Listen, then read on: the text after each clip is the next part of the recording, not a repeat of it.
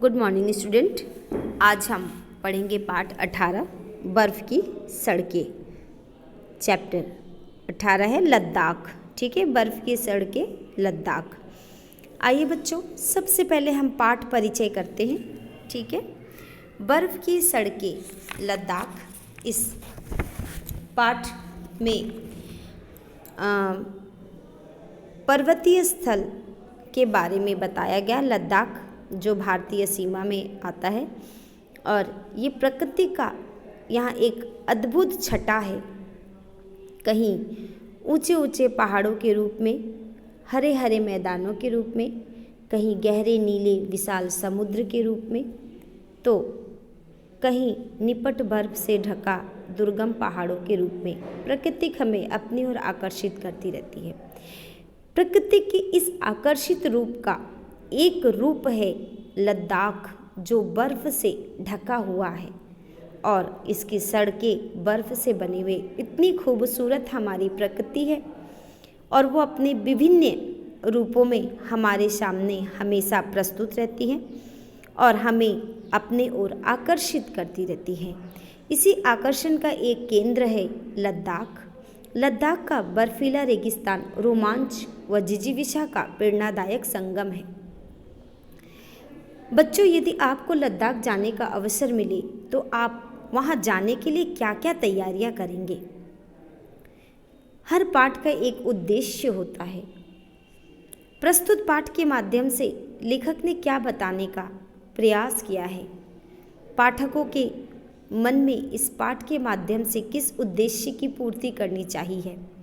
तो बच्चों, मैं बता दूं कि इस पाठ के माध्यम से लेखक हमें ये बताना चाह रहे हैं कि कठोर और प्रतिकूल परिस्थितियों में भी धैर्य और साहस के द्वारा जीवन बिताया जा सकता है। लद्दाख का जीवन बहुत ही कष्टप्रद, बहुत ही कह सकते हैं कि बहुत ज़्यादा यहाँ कष्ट है, लेकिन वहाँ फिर भी जिंदगियाँ बहुत खूबसूरत है, हंसती है और बहुत सुंदर है। आइए बच्चों, हम पाठ शुरू करने से पहले इस पाठ के कठिन शब्दों के अर्थ को पहले समझ लें। देखिए बच्चों, अनूठा मने अनोखा, बेमिसाल जिसका उदाहरण न दिया जा सके, साम्यता समानता, सर्वाधिक सबसे अधिक, और खासियत विशेषता, महीन बारीक सूक्ष्म, मेनेस्ट्रिया बौद्ध मठ, सुसज्जित सुंदर रूप में सजा हुआ, संघर्षरत जूझते हुए मवेशी जानवर। ठीक है बच्चों, ये पाठ के कुछ कठिन शब्द हैं। आइए अब हम पाठ शुरू करते हैं। आप देखिए, प्रकृति के वरदान से भरी यह जादुई जगह, ये कैसा जगह है? ये प्रकृति का वरदान की जगह है, जिसे प्रकृति ने इस जगह को वरदान के रूप में दिया है। आप अपने बुक में देख सकते हैं कितना सुंदर, कितना रोमांचक ये दृश्य है। लद्दाख जम्मू कश्मीर का सबसे ऊंचा इलाका है। ये जम्मू और कश्मीर का सबसे ऊंचा इलाका, यह काराकोरम व हिमालय पर्वत मालाओं तथा सिंधु नदी घाटी के बीच में है। ठीक है, ये कहाँ है? हिमालय पर्वत तथा सिंधु नदी घाटी के बीच में है। यह समुद्र तल से 3650 मीटर तक का ऊंचा है। लद्दाख का क्षेत्रफल 97,776 वर्ग किलोमीटर में है।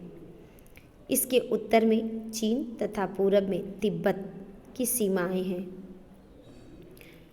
गार्डविन, ऑस्टिन और गासरब्रुम यहाँ का सर्वाधिक ऊंची चोटियाँ हैं। ऊंचा हिमालय बादलों को दूसरी तरफ से रोक लेता है।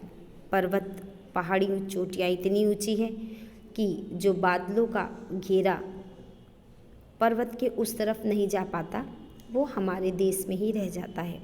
अतः यहाँ बारिश तो नहीं के बराबर होता है। यहाँ का जलवायु अत्यंत शुष्क एवं कठोर है, शुष्क और कठोर। ठीक है, लद्दाख की मुख्य नदी क्या है? सिंधु है।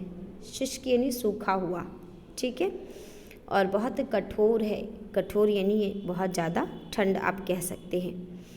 लद्दाख का मुख्य नदी क्या है बेटा बच्चों? सिंधु है। ठीक है, अपने अनूठे प्राकृतिक सौंदर्य के लिए लद्दाख बेमिसाल है।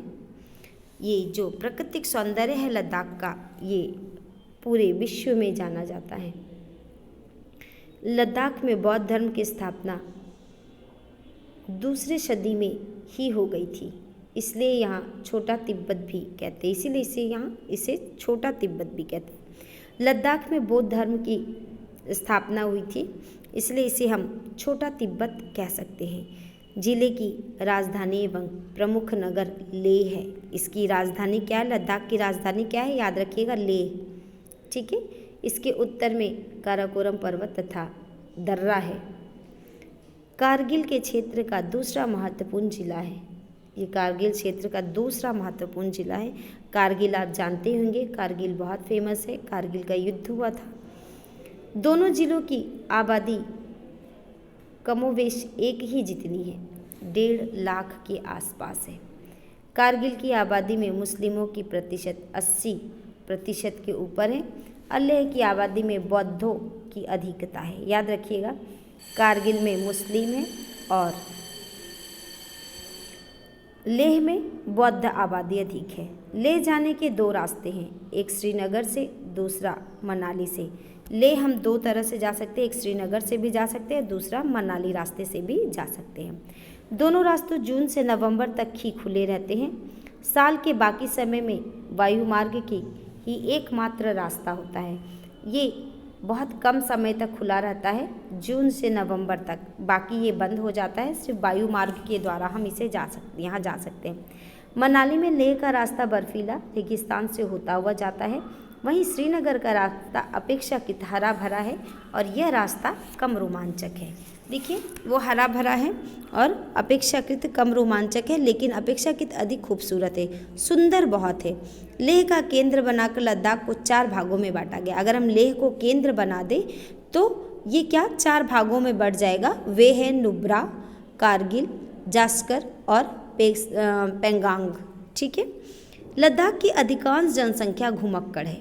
यहाँ जनसंख्या के बारे में बताया जा रहा है कि लद्दाख की अधिकतर जनसंख्या क्या है, यहाँ पे घुमक्कड़ लोग ज़्यादा होते हैं। यहाँ खेती बाड़ी नहीं होता। क्यों नहीं होता? क्योंकि यहाँ पे बर्फ़ अधिक पाया जाता है, खेती बाड़ी के लिए जगह नहीं है। यहाँ बौद्ध धर्म और इस्लाम धर्म के मानने वाले लोग की संख्या अधिक है।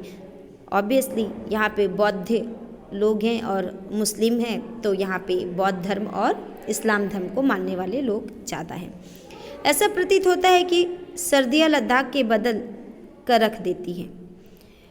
नदियाँ बर्फ़ की सड़क बन जाती है। अब देखिए, इतना ज़्यादा ठंड पड़ती है कि नदी क्या हो जाती है, बर्फ़ की सड़क बन जाती है। और 13-14 हज़ार फुट की ऊंचाई पर रहने वाले लगभग 8-9 हज़ार फुट तक नीचे उतर आते हैं। जो 13-14 हज़ार फुट के ऊपर में रहते हैं वो लोग ठंड के समय में नीचे उतर के आ जाते हैं और भारी हिमपात होता है। बहुत ज़्यादा यहाँ पे बर्फ़बारी होती है, सड़कें बंद हो जाती हैं। नवंबर से फरवरी तक 4 महीने लद्दाख पूरी दुनिया से कटा रहता है।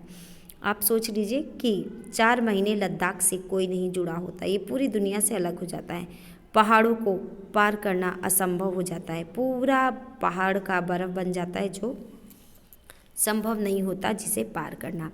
लेह में दोनों ही संप्रदाय की महिलाओं को अन्य क्षेत्रों की तुलना से अधिक स्वतंत्रता प्राप्त है। याद रखिएगा, लेह में जो महिलाओं की स्थिति है वो अन्य क्षेत्र की महिलाओं की अपेक्षा अधिक स्वतंत्रता प्राप्त है। वे स्वतंत्र रूप से घर, बाहर या व्यावसायिक जगत से जुड़कर कार्य करती हैं। लद्दाखी संस्कृति की सभ्यता भारतीय और कश्मीरी संस्कृति से कम और तिब्बती संस्कृति से अधिक मिलती है। जो लद्दाख की सभ्यता है वो भारतीय और कश्मीरी संस्कृति से कम मिलती है, वो तिब्बत के संस्कृति से ज़्यादा मिलती है। लेह लद्दाखी बौद्ध लोग अपने नाम के आखिरी शब्द में तौर पर अपने गांव का नाम जोड़ते हैं। जैसे कि वो जिस गांव से है वो अपने नाम के अंत में अपने गांव का नाम जोड़ देते हैं, तो इससे ये पता चल जाता है कि ये इस गांव से है।